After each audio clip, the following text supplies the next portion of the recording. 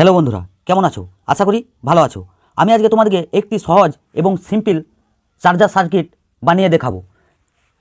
তোমরা এই সার্কিটটি দিয়ে 3.7 ভোল্ট যে এরকম ব্যাটারি বা 4 ভোল্টের অ্যাসিড ব্যাটারি, 6 ভোল্টের ব্যাটারি তোমরা 3 ভোল্ট 3.7 ভোল্ট, 4 ভোল্ট এবং 6 ভোল্ট ব্যাটারি এটিতে খুব সহজে চার্জ করতে পারবে, খুব দ্রুত। এই সার্কিটটি বানানো খুবই সহজ এবং এই সার্কিটটি বানাতে আমাদের বিশেষ কিছু লাগেনি। প্রথম দেখে নেব যে এটি বানানোর জন্য কি কি লেগেছে। প্রথমে এরকম একটি ক্যাপাসিটার 754 জে 400 ভোল্ট বা তোমরা 105 জেও ব্যবহার করতে পারো, 824 জেও ব্যবহার করতে পারো। এরকম একটি পিএফ ক্যাপাসিটার 754 জে, এটি যে কোনো ইলেকট্রনিক দোকান থেকে তোমরা আরামসে পেয়ে যাবে বা পুরোনো সার্কিট বোর্ড থেকেও পেয়ে যেতে পারো। আর লাগবে একটি 1 মেগা ওহম রেজিস্টর, আর লাগবে একটি 1 কিলো ওহম রেজিস্টর, আর আমাদের 1N4007 ডায়োড লাগবে 5 পিস। তো এই জিনিসগুলি সবই তোমরা ইলেকট্রনিক দোকান থেকে পেয়ে যাবে খুবই কম দামে। তো ইলেকট্রনিক দোকানে ডায়োডটি নিতে পারে 1 টাকা দাম এবং রেজিস্টরগুলি 50 পয়সা থেকে 1 টাকা দাম নিতে পারে তোমাদের কাছে। আর লাগবে আমাদের একটি এলইডি ইন্ডিকেটর হিসাবে, আর লাগবে আমাদের 470 ইউএফ 16 ভোল্টের ক্যাপাসিটার। তো তোমরা 100 ইউএফ বা 1000 ইউএফ এটিতে ব্যবহার করতে পারো, কোনো অসুবিধা নেই। তো আমাদের এই কটি জিনিস দিয়ে আজকে সার্কিটটি খুব সহজে তৈরি হয়ে যাবে। খুব সহজ এবং সিম্পল সার্কিট, খুব ভালো কাজ করে। এবং এই ভিডিওটি সম্পূর্ণ দেখবে, না হলে এটির মধ্যে অনেক কিছু তোমাদের জানার আছে। তো আমি সব কিছু বলে দেবো এই ভিডিওর মধ্যে এবং চেক করে দেখিয়ে দেবো। ভিডিওটি সম্পূর্ণ না দেখলে কোনো জায়গায় কানেকশানে গন্ডগোল হয়ে গেলে সার্কিটটি ঠিকঠাকভাবে কাজ করবে না। তো চলো কীভাবে দেখে নিই। তো প্রথমে আমি 470 ইউএফ 25 ভোল্টের ক্যাপাসিটার নিয়েছি। তোমরা 16 ভোল্ট, 10 ভোল্ট বা 100 ইউএফ, 1000 ইউএফ তোমরা এই তিনটির মধ্যে যেটি খুশি ব্যবহার করতে পারো। 220 ইউএফ। তো ক্যাপাসিটারটি আমাদের এই সাইড হলো পজিটিভ এবং এই সাইড হলো আমাদের নেগেটিভ। তো আমরা 4টি 1N4007 ডায়োড নিয়ে ঠিক এভাবে সোল্ডারিং করে নিয়েছি। তো তোমরা দেখতে পাচ্ছ দুটি ডায়োডের সিলভার দিকগুলি আমাদের যে ক্যাপাসিটারের পজিটিভ সাইডে এভাবে সোল্ডার করে দিয়েছি এবং এই দুটি ক্যাপাসিটারের সিলভার দিকগুলো ওই ক্যাপাসিটারে এভাবে সোল্ডার করে দিয়েছি এবং এই দিকটি ক্যাপাসিটারের নেগেটিভ দিয়ে সোল্ডার করে দিয়েছি। খুব সিম্পল এবং সহজ, তোমরা সম্পূর্ণ ভিডিওটি দেখতে থাকো।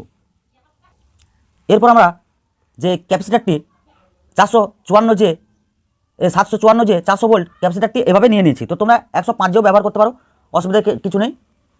তারপর আমরা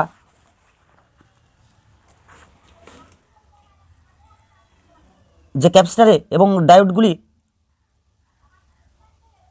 সোল্ডারিং করে রেখেছিলাম ঠিক এভাবে সোল্ডারিং করে নেব। এরপর আমরা যে 1 মেগা ওহম রেজিস্টরটি নিয়েছিলাম, তো 1 মেগা ওহম রেজিস্টরটি আমরা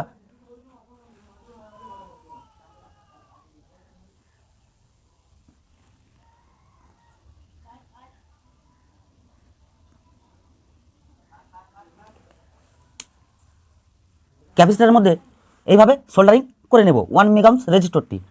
এরপর আমরা যে এলইডিটি নিয়েছিলাম আর 1 কিলো ওহম রেজিস্টরটি নিয়েছিলাম, তো 1 কিলো ওহম রেজিস্টরটি আমরা এলইডির পজিটিভে এইভাবে সোল্ডারিং করে দিয়েছি। এরপর আমাদের ক্যাপাসিটারের পজিটিভে যে রেজিস্টরটি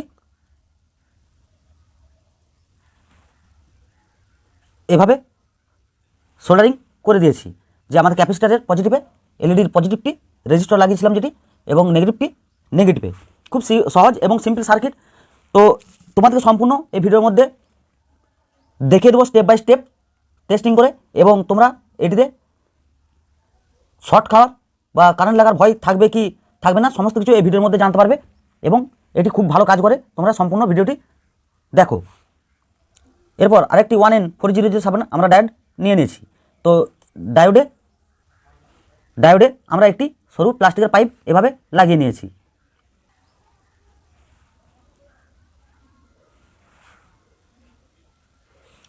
লাগানোর পর আমরা যে এলইডি রেজিস্টরটি ক্যাপাসিটার পজিটিভে সোল্ডারিং করেছিলাম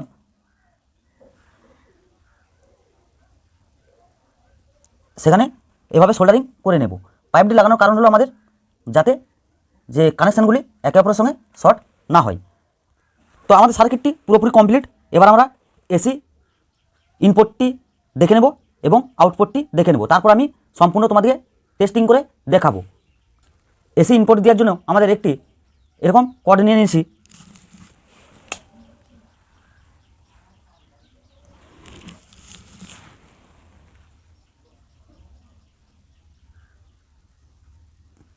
তো এসি কানেকশানের একটি পয়েন্ট আমরা ক্যাপাসিটারের ওইদিকে এইভাবে সোল্ডারিং করে দেবো এবং আরেকটি আমাদের যে এদিকে দুটি ডায়োডের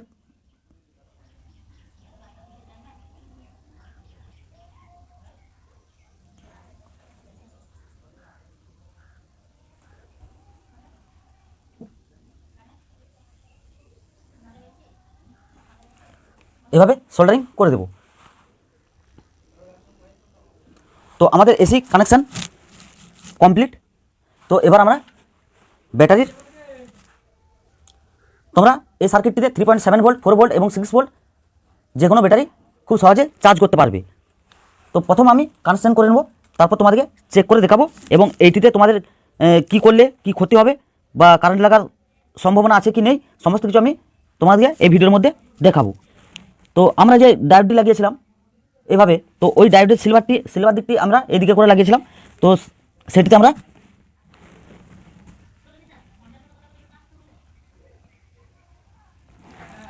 ব্যাটারি পজিটিভ এবং যে এলইডি নেগেটিভটি আমরা এলইডি নেগেটিভে এভাবে সোল্ডারিং করে দেবো। তো আমাদের সার্কিট পুরোপুরি কমপ্লিট। তো এবার আমরা এটি চেক করে দেখে নেব। কানেকশান পুরোপুরি কমপ্লিট, তোমরা দেখতে পাচ্ছ, খুব সহজ এবং সিম্পল সার্কিট। তো বন্ধুরা, চেক করার আগে তোমাদের কাছে একটি রিকোয়েস্ট, তোমরা যদি আমার চ্যানেলে নতুন হয়ে থাকো তো অবশ্যই চ্যানেলটিকে সাবস্ক্রাইব করে পাশে থাকা অল বেল আইকনটি প্রেস করে দেবে এরকম ধরনের নতুন নতুন প্রজেক্টের ভিডিও সবার প্রথম বাংলায় দেখার জন্য। আর ভিডিওটি ভালো লাগলে অবশ্যই একটি লাইক করবে এবং কোনো অসুবিধা হলে কমেন্টে অবশ্যই জানাতে পারো, আমি তোমাদেরকে রিপ্লাই দেবো কমেন্টের। তো চলো এবার চেক করে দেখে নিই। এবার এটিতে আমরা কারেন্ট দিয়ে দেখব। তো বন্ধুরা দেখতে পাচ্ছ, কারেন্ট দেওয়ার সঙ্গে সঙ্গে আমাদের যে এলইডি ইন্ডিকেটারটি জ্বলছে, মানে আমাদের এটি ঠিকঠাকভাবে কাজ করছে। এবার আমরা মাল্টিমিটার দিয়ে চেক করে দেখে নেব যে কত কারেন্ট আসছে। তো আমরা সেই জন্য DC-20-তে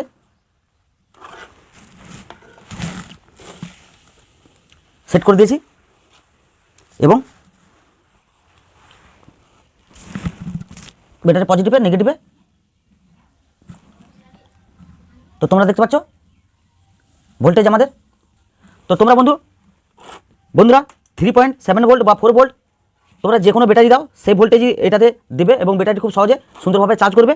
কিন্তু আমাদের যে DC 3 ভোল্ট বা 4 ভোল্ট আউটপুট দিচ্ছে বলে যে আমরা এখানে এই আউটপুটের দিকে হাত দিতে পারবো, সেটি করলে চলবে না। কারণ এটিতে আমাদের কারেন্ট লাগবে, কেননা এটিতে আমাদের কোনো ট্রান্সফরমার ব্যবহার করা হয়নি।